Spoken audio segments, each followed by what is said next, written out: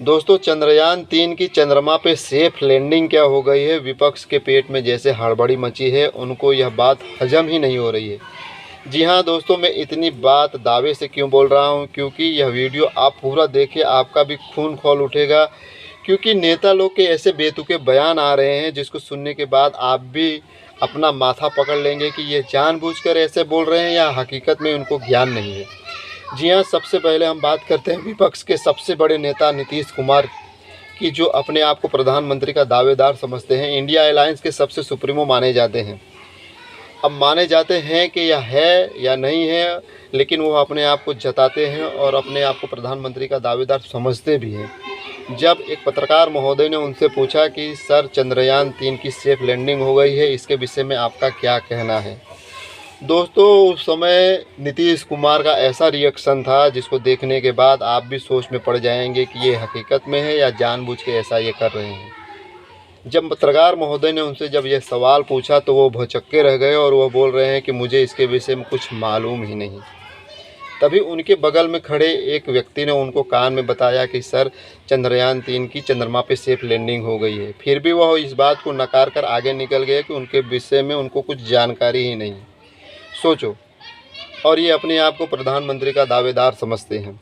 उससे थोड़ा 2 कदम आगे और चलते हैं, दूसरी प्रधानमंत्री के दावेदार समझे जाने वाले, जिसको विपक्ष कुछ लोग समझते हैं कि इनको भी प्रधानमंत्री बनाने के लायक हैं। जी हाँ, हम बात करते हैं ममता बनर्जी, जिन्होंने ऐसा बोल दिया कि आप सोच में पड़ जाएंगे कि हकीकत में इनके पास यह ज्ञान आता कहाँ से है।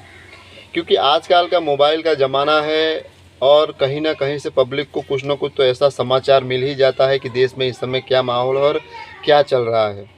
जब पत्रकार महोदय ने उनसे पूछा या उन्होंने खुद यह बोला, आपके पास भी यह वीडियो आया होगा और आपने यह वीडियो देखा भी होगा, उसमें यह बोल रही है कि राकेश रोशन जी, चंद्रमा पे आपको पहुंचने के बाद क्या फील हो रहा है, आपको क्या महसूस हो रहा है।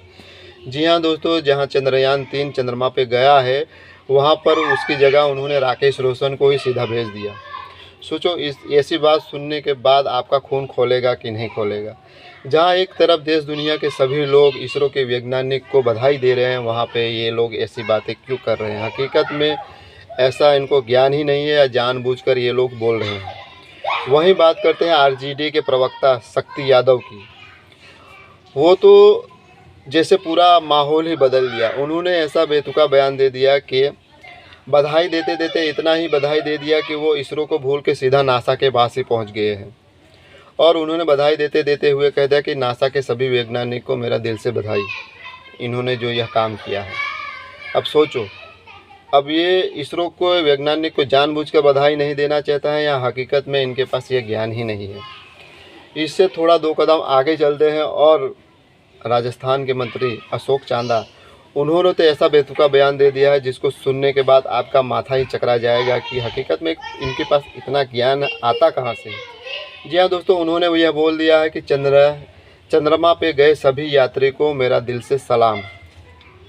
अब सोचो, चंद्रमा पे कौन यात्री गया है? ये बात कहाँ की कर रहे हैं, इनको खुद मालूम है या नहीं है, या जानबूझकर ऐसा बल कर रहे हैं। दूसरों, उसके बाद चलते हैं दुखी आत्मा। जी हाँ दोस्तों, मैं दुखी आत्मा इसलिए बोल रहा हूँ कि दिग्विजय सिंह हमेशा दुख में ही रहते हैं और वो ऐसी बातें ही करते हैं जिसको सुनने के बाद आप भी खुद दुखी हो जाएंगे। अब वो वैज्ञानिक को बधाई तो नहीं दे रहे हैं, लेकिन उल्टा वैज्ञानिक को ऐसा समझा रहे हैं और पब्लिक को ऐसा बरगला रहे हैं कि उनको पगार ही नहीं मिल रहा है।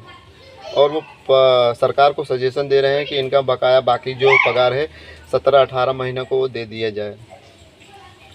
और उसके बाद हम चलते हैं कांग्रेस के सबसे बड़े नेता माने जाने वाले, है या नहीं है लेकिन समझते हैं अपने आप को, राजेश शुक्ला। उन्होंने कुछ ऐसा ही बयान दिया था। जी हाँ दोस्तों, मैं थोड़ा पढ़ के सुनाता हूँ क्योंकि उनके बयान ऐसे ऐसे हैं कि वो भूलना ही पड़ेगा, क्योंकि उनके बयान ही ऐसे हैं। जी हाँ दोस्तों, उन्होंने ये बयान दिया है कि चंद्रयान की सेफ लॉन्चिंग के लिए सभी वैज्ञानिक को बधाई। जिस दिन चंद्रयान-3 का सेफ लैंडिंग होने वाला है उस दिन वह लॉन्चिंग की बात कर रहे हैं। देश इतने दिन से लॉन्चिंग होने के बाद इंतज़ार कर रहा है कि कब सेफ लैंडिंग हो, और लैंडिंग हो गया तो देश बधाई भी वैज्ञानिक को दे रहा है और वह लॉन्चिंग की बात कर रहे हैं। हकीकत में इन लोगों के पास ऐसा ज्ञान आता कहाँ से है, या जानबूझकर ये लोग ऐसा बेतुका बयान दे रहे हैं? तो बताइए, मैं सही बोल रहा हूँ या गलत बोल रहा हूँ? आपकी भी कुछ राय होगी तो कमेंट करके ज़रूर बताइएगा कि मैंने ये इस बात क्यों कहा कि विपक्ष के पेट में हड़बड़ी मची हुई है। तो आप भी समझ गए होंगे, तो कृपया कमेंट करके ज़रूर बताइएगा।